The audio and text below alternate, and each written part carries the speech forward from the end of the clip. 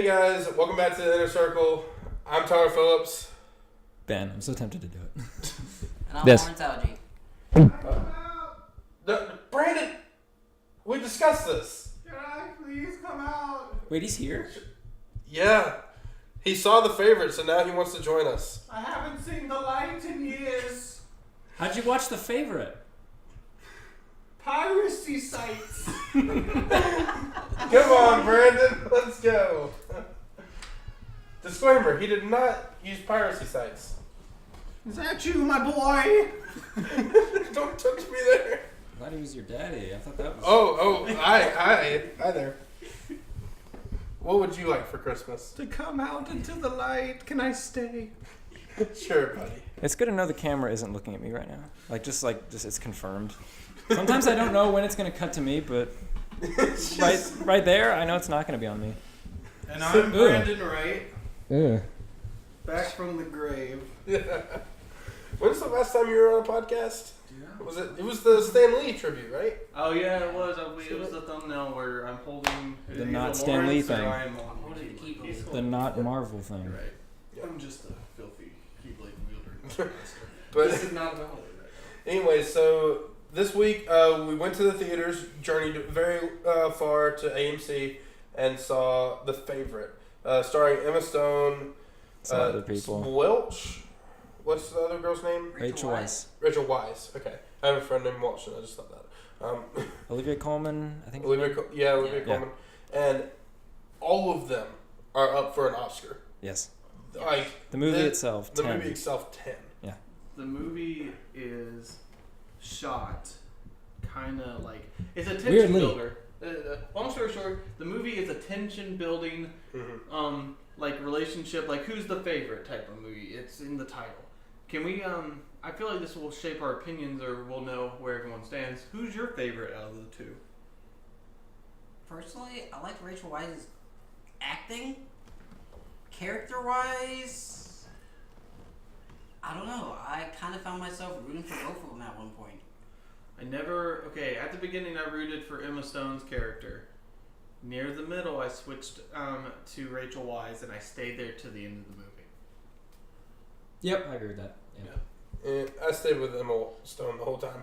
Now, to give premise, or to give context to this, before Ben wrecks Tyler, I guess, is that basically there are these two girls, one that has stayed in favor with the queen for a long time, can work this queen like a fiddle.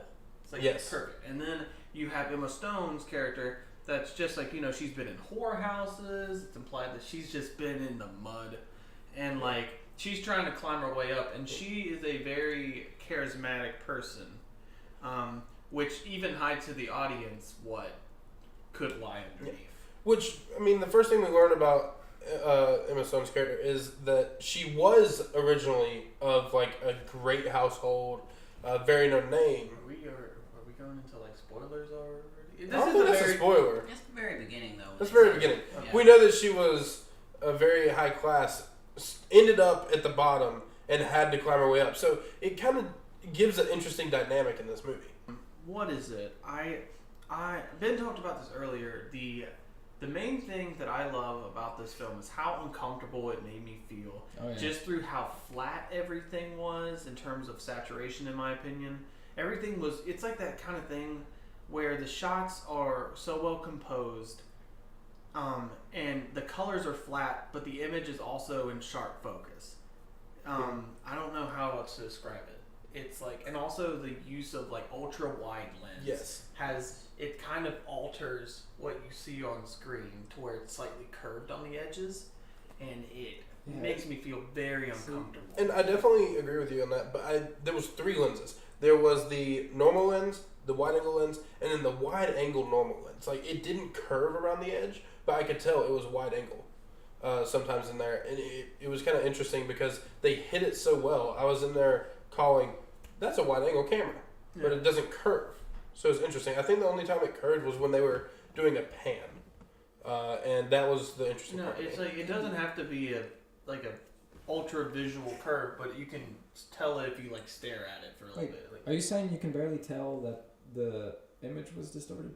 No, I could tell the image was distorted, but like to the There obvious was point some- that Tyler's talking about. There were some of them that you couldn't tell, but it was slightly. Okay, this is why I think I'll enjoy it more the second time, because even though I like the movie enough now, I found a lot of the shot choices very jarring.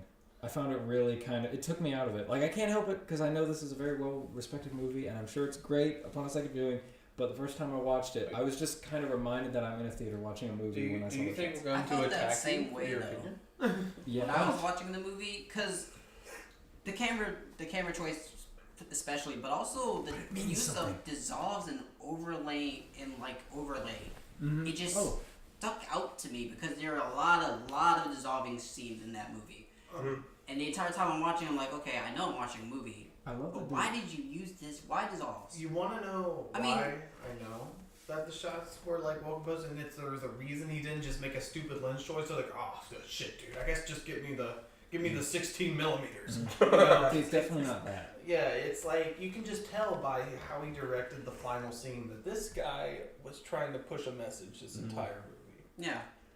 So, I don't know. I'm trying to think of other character stuff before we talk about the final shot, because the final shot is going to be what I remember this movie for. Yeah. In my opinion. Let's see. I like the. Are we going into spoiler section? Okay, I don't know. Is there anything else we could give? Because we also need to give our rating before we give Can I just say? spoilers. Can I just kind of summarize my whole view on this movie? Real Go quick? ahead. Go Yeah, sure. ahead. So, the main dynamic is these two girls are trying to be the favorite of the queen, right? Yeah. Yes. That's it.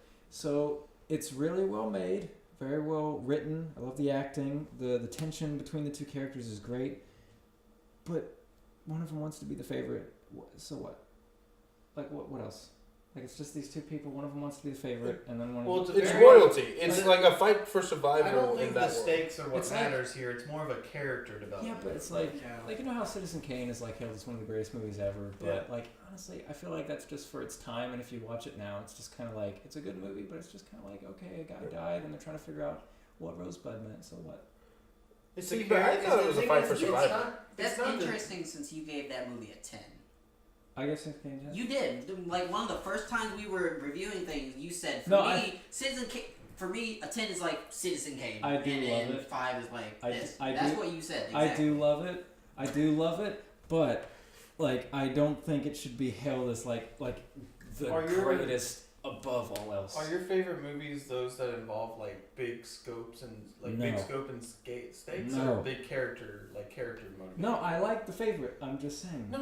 What I'm saying is like what is it? I don't know. It's like The Favorite is just a very character focused movie. The plot itself is not like big in terms of stakes say- in our eyes, but in terms of Emma Stone's, like Yeah. in This is terms her fight of for the- survival. Huh? This is her fight for survival. Yeah, it's Because like, she was living like in the slumps.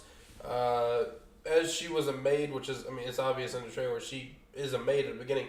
She got whipped. So, Yeah. I mean, it's either that or she lives a high class life and she's fighting for that. That is what the stakes are here. Okay. Because the first like half of the movie when I was watching it, I wasn't really feeling that. But I feel like again, second viewing, and I kind of know because I didn't know anything about this movie. I knew it was called The Favorite, and I knew it was directed by the guy that did Lobster. Weird dude. But that's kind of it. I want so people I like f- his little stuff. I Sorry. feel like if I watch this movie again and because I knew it was about two characters trying to be favorite, but I didn't quite know it was going to be really about like the Cabinets. like that. Mhm. I kind of get what you're saying. Thank you. I saw it more as like, okay, Rachel Weisz's character doesn't really go through that much of a change at the end of the day. But it's like the main focus of it is like, I feel like when people go in the first time they watch it, it's just like, oh, so I'm watching a cat and mouse movie. Where like these Emma Stone's character and Rachel Weisz's character are just going to be butting head next scene. Yeah. The other, like, but then at the end of the movie, you start to realize that it's honestly just focused. While Rachel Weisz does have some powerful scenes, she in my opinion, is like the better actor of the two. Emma Stone's character is one that I feel like it's the most development and change. Because at the end of the day, she is the only one in the movie that really changes as a person in terms of personality. Or, in my opinion, you start to see her become her true self, which is nasty. Yeah, I like that Which- part. It's, Where I it's would like, you honestly kind of- disagree with a little bit. I think the queen changes the most. the queen doesn't change. She- The queen, at the end of the day, is still a selfish bitch. But you can see her going downhill fast. Like, she gets grunty, aggravated by the end of it, and it's just... She's kind of. It's She almost- doesn't but- change as a person though, because Rachel Weisz's character was able to manipulate her to keep her calm and to keep her like. Okay, that makes sense a little bit. But then like Emma Stone, her biggest thing is once she reached that level where Rachel Weisz's character is out the house. By the way, we're in spoilers now. It's you know, it's very hard to talk about this movie without getting into spoilers. Let's go ahead and give our ratings and then get to it. Okay. 9 out of 10. Can I just be like undecided and then like in a later episode I'll say, hey, by the way, go back to this one. I give this one a blanket of 10. Okay. Because I don't know. Right now I'm at like a 7, but like even a 7's good for you though. But this is the best movie we've watched. Like the best thing we've watched. Honestly. Okay. To me, this is the best thing we've watched. Although I really like Battle of the Scrolls, but I mean, this is the best thing we've watched. I'll give this one a 9. What do you Honestly, like more than this? Yeah. What do you like more than this that we've done? one that we've done. Yeah. Oh no, that I've done. Like, None. Oh, okay. None of it better than this. Yeah. Okay. I will say that we've done. I'd probably say Annihilation. Annihilation's pretty up there. Annihilation's up a there. really good movie. Lawrence. Now, I'm also undecided. I really like this movie, but I don't know. I don't know how I feel about the movie at the same time. I I like really this want to though. watch it again. It's definitely a movie that inspires you to think about it, and I love movies like that. I think Someone say something. at the end of the Right. day, Spoilers. at the end of the day, I feel like this movie is a great. I like it as an audience member watching this character that I initially want to root for, but yet at the end you're like, this person's a monster. Like seeing Emma Stone's character change gradually is honestly my favorite part about this movie. Yeah. Because at the end of the day, especially with that final shot where she's just acting like a piece of shit, and then like she steps on a bunny because it's symbolic because she thinks she's risen above. So you mean final scene? Yeah. Okay, you said final shot. Yeah, I know what you're talking.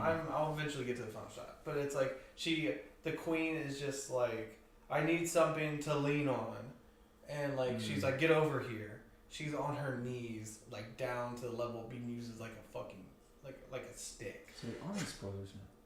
Yes, I said spoilers. Oh, okay.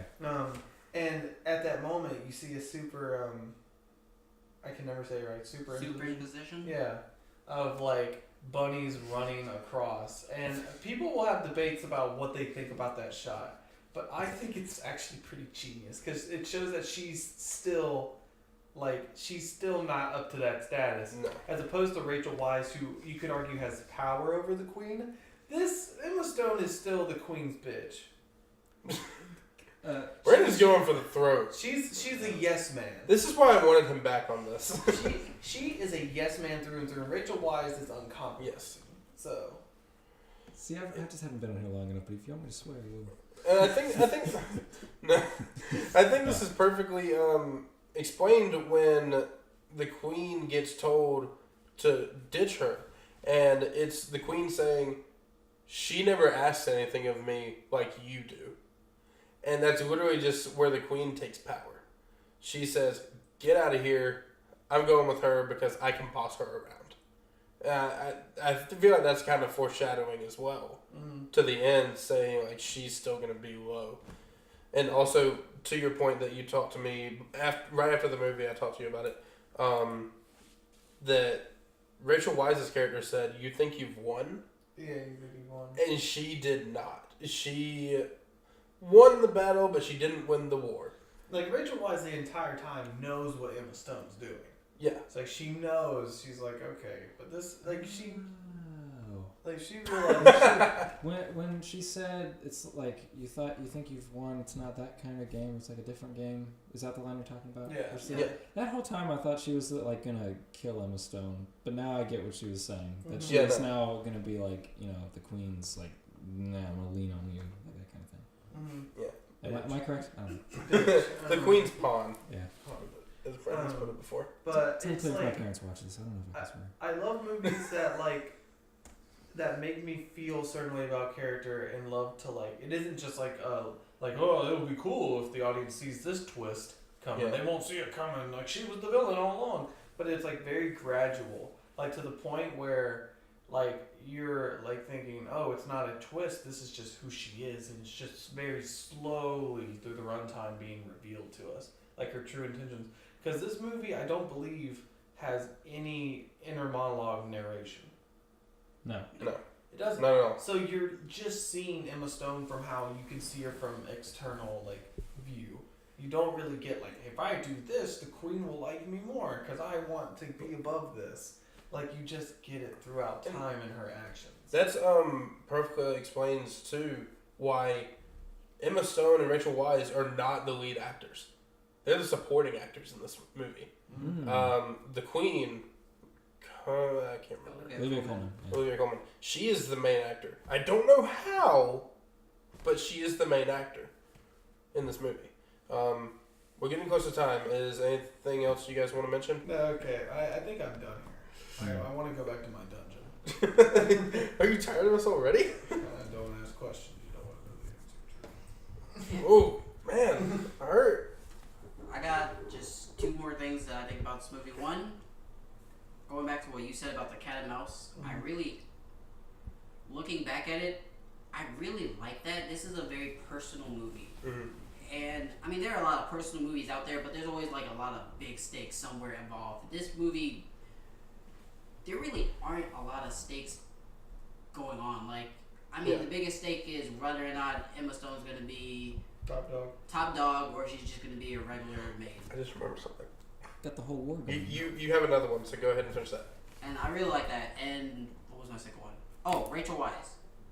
I do think she had a bit of a character development in this movie. It was small, but you could really see that most of what she was doing, while she did care for the queen, she liked her position of power. Whereas toward the end, I feel like while she missed her position of power, I feel like she started to appreciate the queen as a friend and as a lover more than she did when it began. Yeah. And I definitely see that. I would need to rewatch it. I didn't get that, but I get what you talking about the letter sequence. Yeah, Yeah. there. I got that. I really saw that. Can we also mention this movie was kind of fun? It was funny. It really was funny. Yes. Me and Lawrence were laughing our butts off of this, and there was this one part where Emma Stone's character is talking to the head maid, or to Rachel Weisz's character actually, and she's like, "Yeah, my dad lost me in a card game, and I became this other guy's cunt, basically." Yeah. And she goes, "Well, how was that?" And she goes, "Oh, it was great once I convinced them that women bleed for 28 days of the month." I'm like, oh, okay. So this movie's funny. So I just wanted to mention that because we haven't talked about any of that at all. Great movie. Great movie. But all right, guys, tune in next week. Don't know what we're covering yet, but we shall see. So bye. We do know. Are we doing it? Velvet Buzzsaw. Yeah. Oh, okay. We'll do Velvet Buzzsaw.